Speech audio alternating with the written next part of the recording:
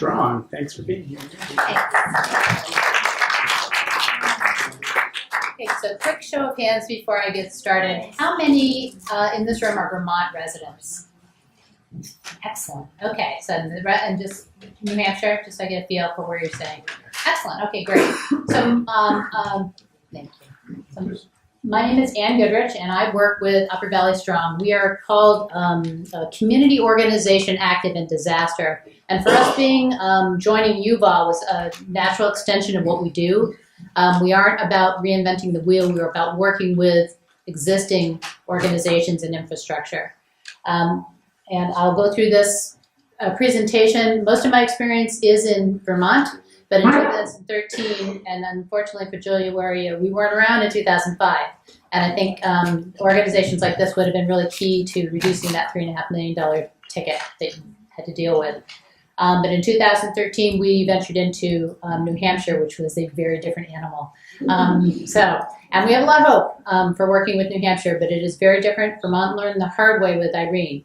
And we're hoping that New Hampshire can address some of the differences before they get hit with a really big disaster that we had to deal with. So the overview. We are a COAD, is what we are referred to. There are larger organizations called VOADs, which are voluntary organizations, but they work nationwide. And our COADs are designed to work within specific communities or regions. So every group is a little different, but we all function in a very similar manner.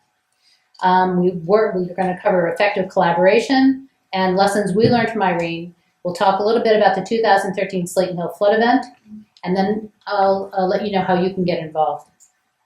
And feel free, I kind of eat, breathe, and sleep this, so if you have any questions, please feel free to interrupt me and ask questions at any time, and I'll try and scan the room and make sure I catch you. Oh, and another thing, usually my presentations are given to emergency managers, so if I slip into acronyms, flag me down, okay? So when I stop speaking English and start speaking in letters, you let me know. So we were referred to after Irene in 2011 as a long-term recovery committee. And FEMA insisted this was a FEMA declared disaster, and before they would give us any money, they said, you need to form these groups. And it provided accountability, it provided a kind of sketchy region of coverage. They were still working on it a year and a half into it when I got involved. But it basically gave us a framework to conduct what is called disaster case management. And that kind of helps people who have been impacted walk through the process, connecting them with resources, connecting them with volunteers. We've now transitioned into something called a COAD. And this is basically the same thing as an LTRC. We work together to help regional communities rebuild after disasters.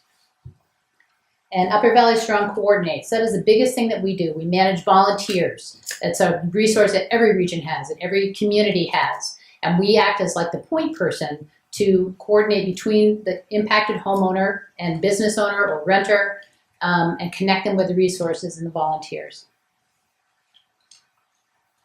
We increase resilience. So here's a definition from Alex Wilson. Resilience is a capacity to adapt to changing conditions to maintain or regain functionality and vitality in the face of stress or disturbance. It is the capacity to bounce back after a disturbance or interruption of some sort. Excuse me.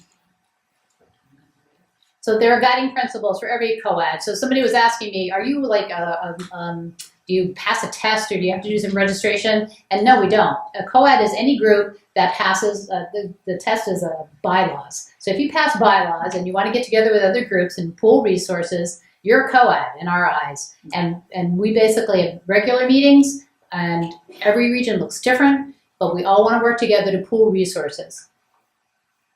The best time to develop our network is prior to an event, not in the middle of it. We refer to Irene as building a bridge while we were standing on it. And it was like that a lot of the time, and it was crazy. They did a lot of good stuff, but we learned that it could have been done much more simply and much more easily.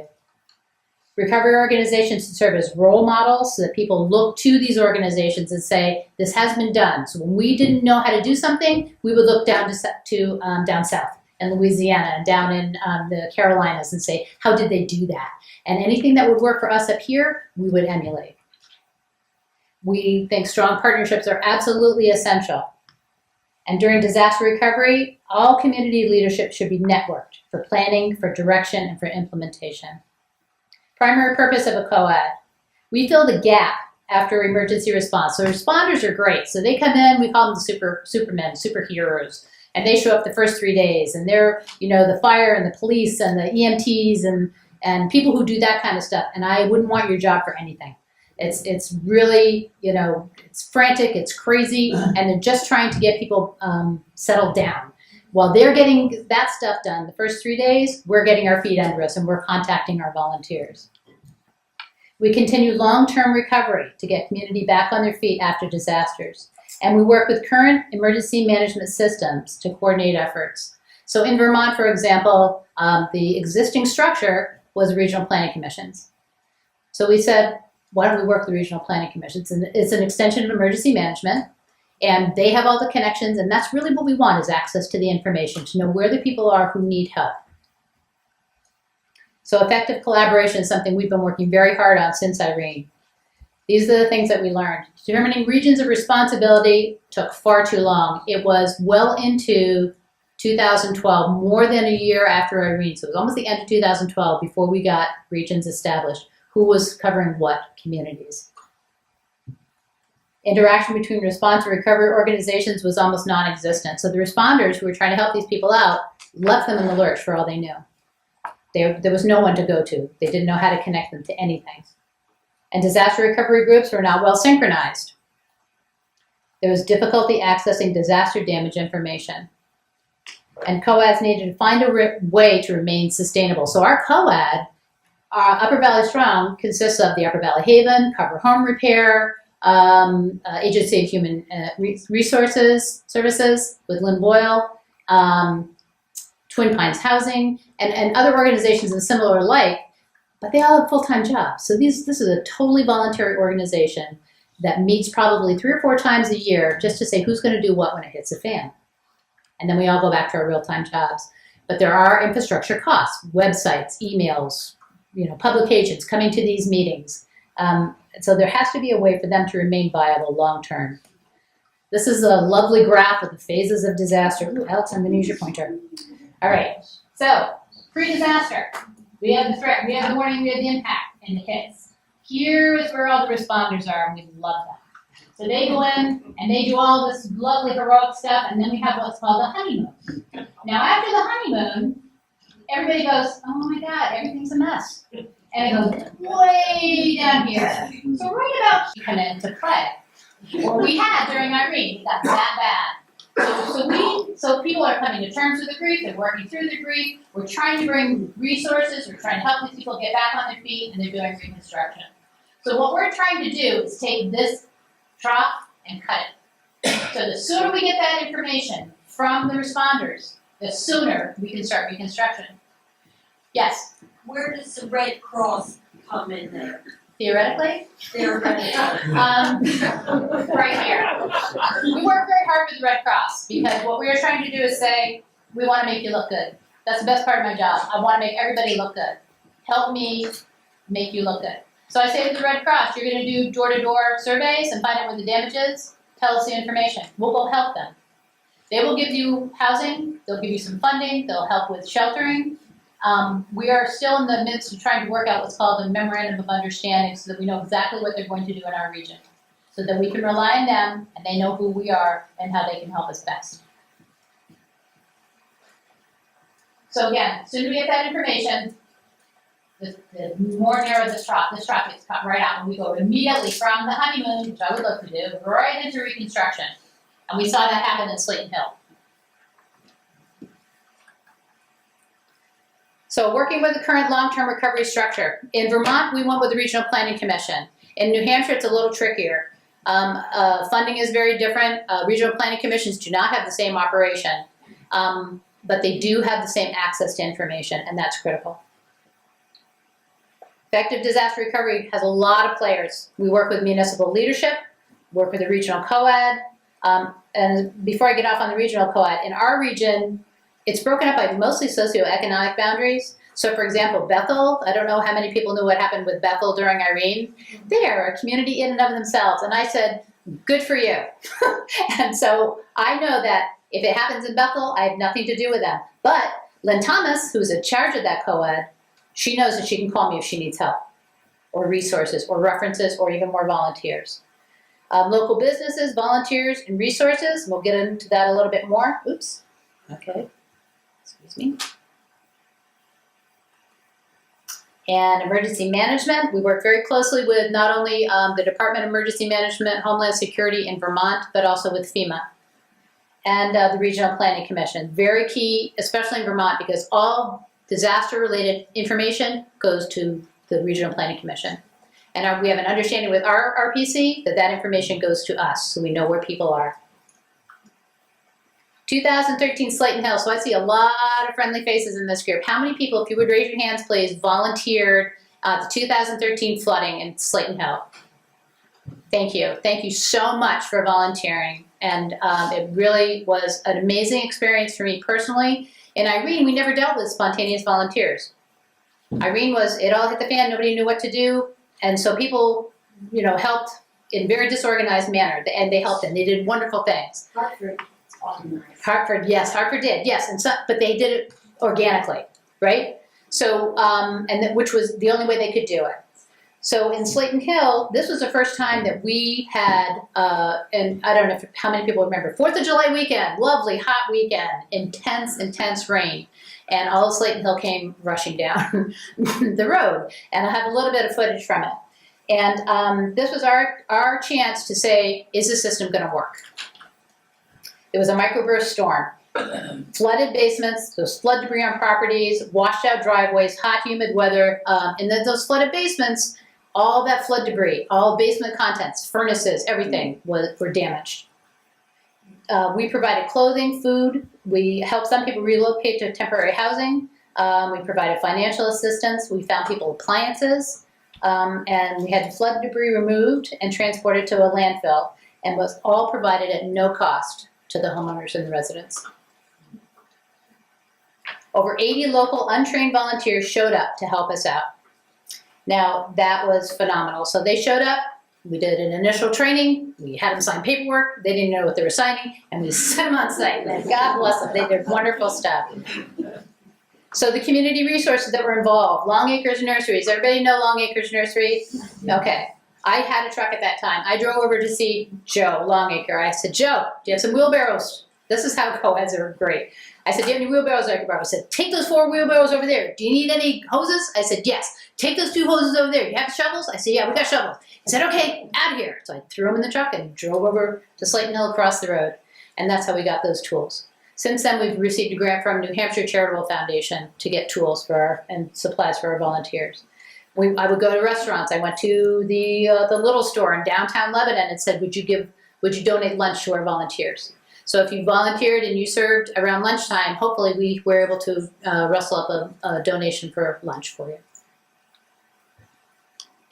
So this is my video. So this is a volunteer, and Public Access did this presentation for us, and this is our training promo. We're going to do closed captioning. We had a little bit of a problem with the audio.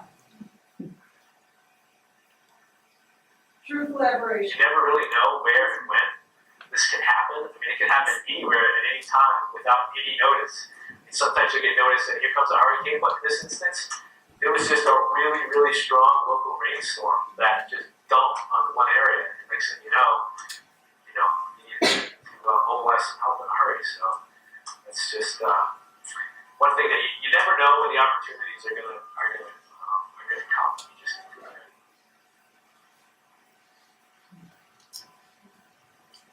We were notified through a community service time email where it was, I forget the headline, probably said something like there's an immediate opportunity, immediate need for folks to serve at Slayton Hill when they've had some serious flooding and washout. If you're interested in if you can make it, love to have you. It was kind of neat because it was such a spur of the moment thing, and it was neat to see our company encourage, if you can, drop what you have and help out the community. It was amazing how much mud were in some of these apartment buildings. The mud basically went down the hill, came in the back door and out the front door, and the whole first floor. A lot of these buildings was just covered with up to 1 to 2 feet of just solid packed in mud. I spent a lot of my time shoveling mud so people could remove belongings from the upstairs. So I remember spending at least an hour just on a little 3 foot by 3 foot section just to try to shovel this densely packed mud out from the bottom of the stairwell so people could kind of safely get their belongings out. And then I helped pitch in wherever I could, moving belongings and bringing them into pickup trucks, and friends and family were helping their loved ones move their belongings out so they could spend the night somewhere else. It's kind of easy to put yourself in that situation. Like, these people didn't expect this instant rainstorm, and next thing they do, you have a river of mud flowing through. It happened to any one of us, so it felt good. It didn't feel heroic or anything. It just sort of felt like, hey, I bet you these people would do the same thing for me. If we were to get trained for something like this, I think it would have gone a lot better. Any training to know what to expect, to know what you're going to see when you get there, to know who's in charge, to know how you can help. All those kinds of things would be really good. Really good to know. We all see things on the news that are happening thousands of miles away. Well, I can't really be there. I have to go home for dinner tonight. But locally, I can serve. One town over, no problem. At a drop of the hat. So to just have that mentality, I think that that serve local mentality, it's kind of what I think we're trying to do here. Kind of that feeling we're trying to instill. Like, yeah, help out your neighbor. This is your neighbor, maybe the next person that needs you. And so.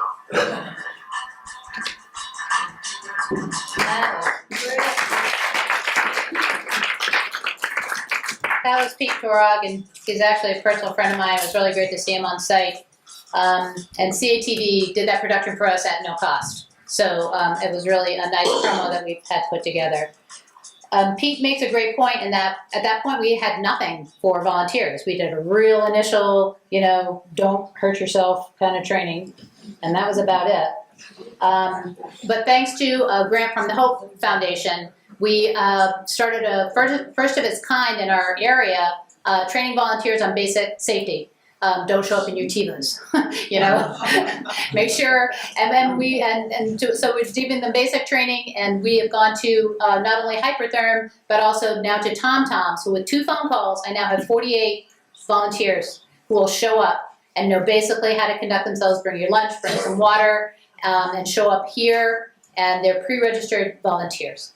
So our hope is that we're going to bring this to other organizations as well. So if your organization or your business or your group, social group, Chamber of Commerce is interested in doing this kind of training, we would love to have you. There's something Pete said about working on a disaster site with your coworkers, very different environment. And you get to see your coworkers out of the office and working together. I can't think of a better team building experience. Irene recovery versus Slayton Hill recovery. Very, very different creatures. Not only were they different states, but they were very different in area. They were very different. FEMA's money is very restricted. In Slayton Hill, we were able to raise over $100,000 through some very generous grant. Thank you, Sherry. We found that we actually like doing non-declared disasters. It actually let us help people out a lot more than we had thought. FEMA funds, same accountability standards. We run disaster case management, so we know exactly, we can answer donors anytime, tell you exactly how much money was spent doing what. Geographic areas were impacted. Irene was large, over 700 cases. Severity of damage. There were a lot of total rebuilds with Irene versus flood debris and some structural rebuilds. Number of cases, 700 in Irene, and there were 40 in Slayton Hill. Took us over 4 years. Last year we closed the last Irene case. In Slayton Hill, it took us 4 months to open and close 40 cases. We could do a lot more tight. And we also were able to help renters. In Irene, we could only help homeowners or primary residences, period. That was it. And we couldn't reimburse them. So if they replace their furnace, tough. So when we have an undeclared, we can do anything we want. And how you can get involved. You can invite Upper Valley Strong to conduct a volunteer training at your work, church, or social organization. So like I said, real estate organization, you have the Realtors Group, you have Chambers of Commerce, a Lions Club, and we'll come and we'll do a training for free. It takes about an hour. Donate to our organization online. We have a Donate Now button, very handily located on our website. And you can also contact us to network your organization with ours. So I see Matt in the audience. We work with, and I forget, when we work with the Crow organization, we work with municipalities, we work with the Lebanon municipality. So the more gaps we can close, the more people who know we exist, we can help. We had one case, and we also choose how many. So last summer we had only one case of a disaster, and it was in South Royalton, 82-year-old lady whose home was hit by a tree during a very intense thunderstorm. She got on our her daughter got on our website, did an intake evaluation. By the time I called the town clerk and asked if there was any damage. So we got her in touch with Cover Home Repair, we got her in touch with the Upper Valley Haven. Her home was repaired. She was helped out financially and with some belongings replaced, and she was back in her home. So if you have any questions, we really are about not no redundancy. Let's reduce redundancy, let's connect the dots, let's work together. And UVAW is a great organization for that. It's a lot of organizations under one umbrella, and we are very glad to be affiliated with UVAW.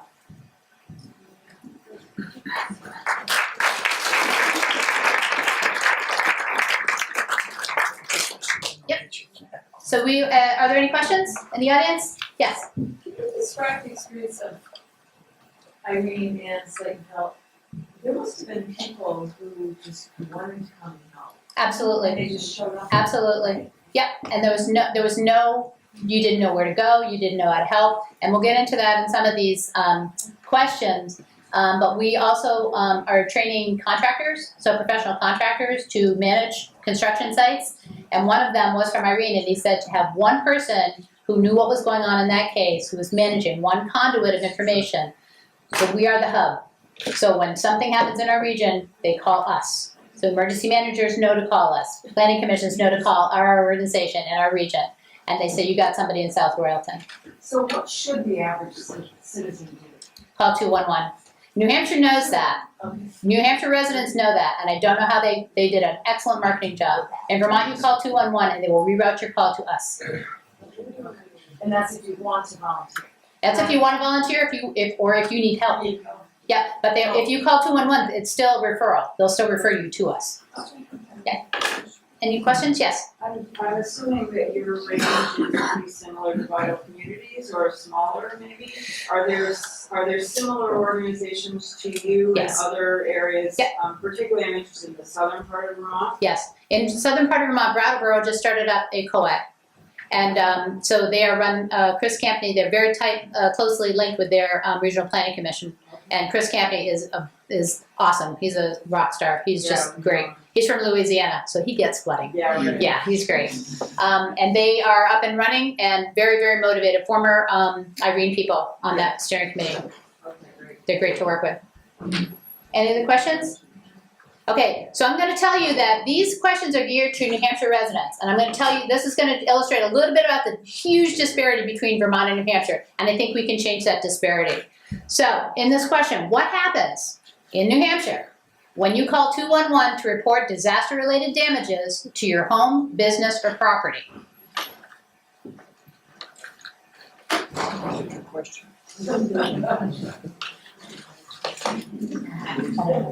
sorry. The sound of music is respect. Yeah. Advance to these. Okay. And then to this question. Down. Yeah.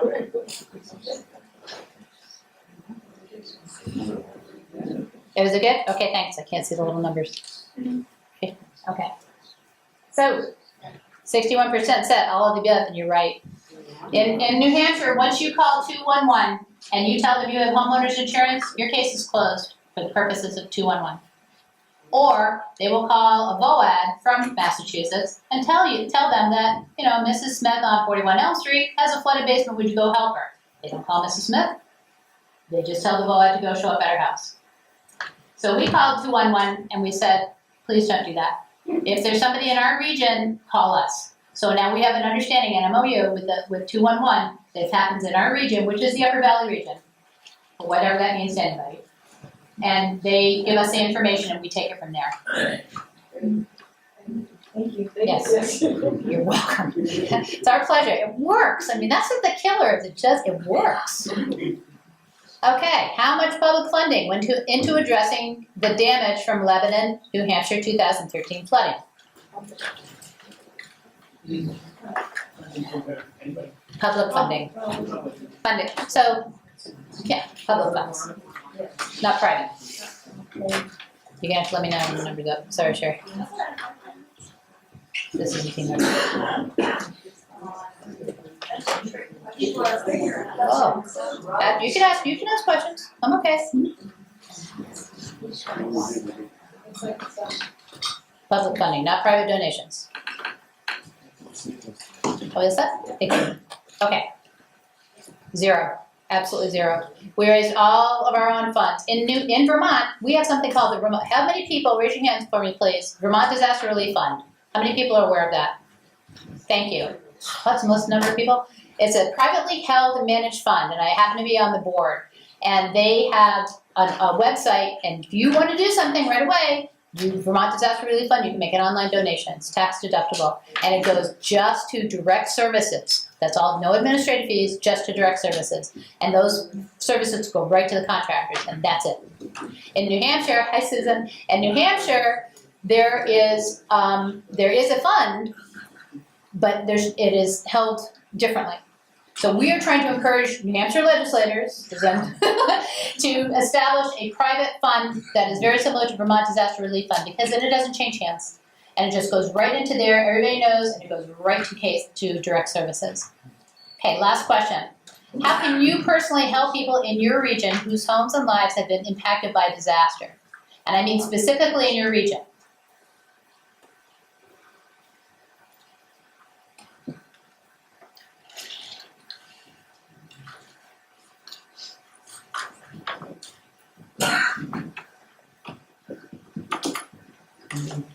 You gotta give me the nod, sorry.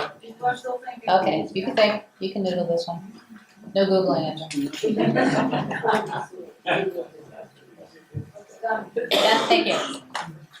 Okay, and you pick Google Disaster Recovery Groups. The answer is D. If you get on your phone right now and you Google disaster recovery groups in New Hampshire, you'd have to tell me what it is, because I know nothing.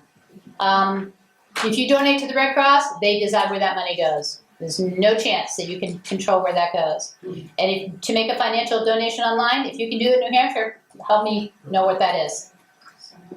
So we can streamline these processes, but it means that people need to step up and say, I'm willing to sit on a board. Vermont Disaster Relief Fund Board is, even at the height of Irene, they met once a week. They did phone calls at the height of Irene. And our region alone had 700 cases. And all they did was review cases. And it can be, Maine's just started one. So my challenge to New Hampshire residents specifically is think about it. Think about what you can do. And think about becoming a part of local, sustainable disaster recovery. And that's my presentation. Thank you. I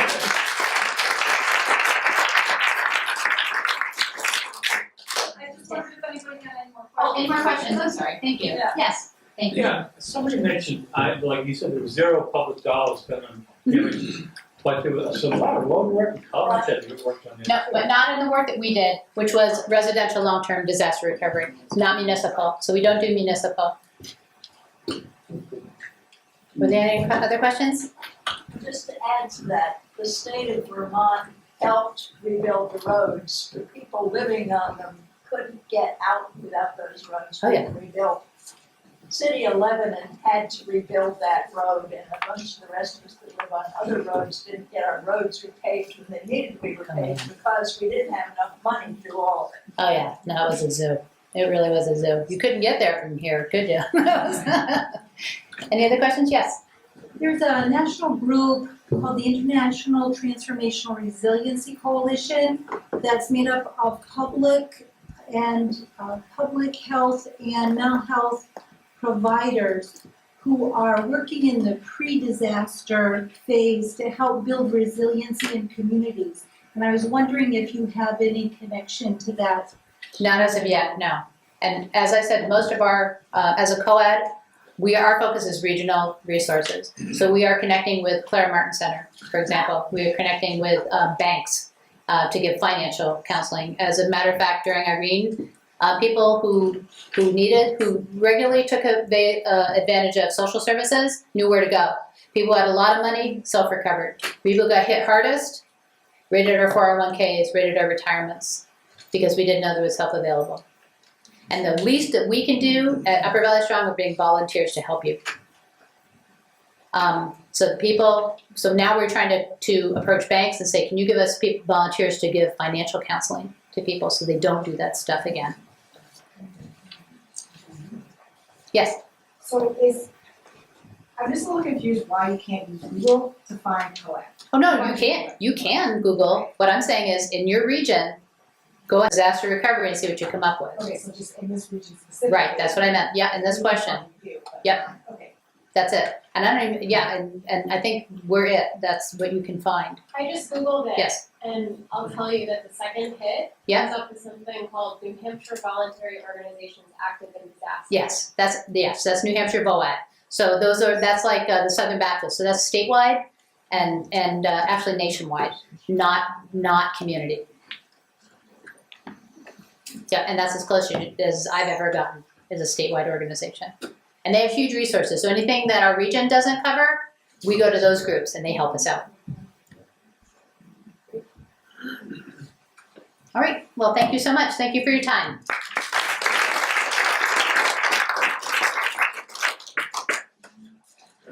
Well, thank you, Anne. That was fantastic. And Elena, did you dig into that? I'm digging right now. Okay, keep us posted.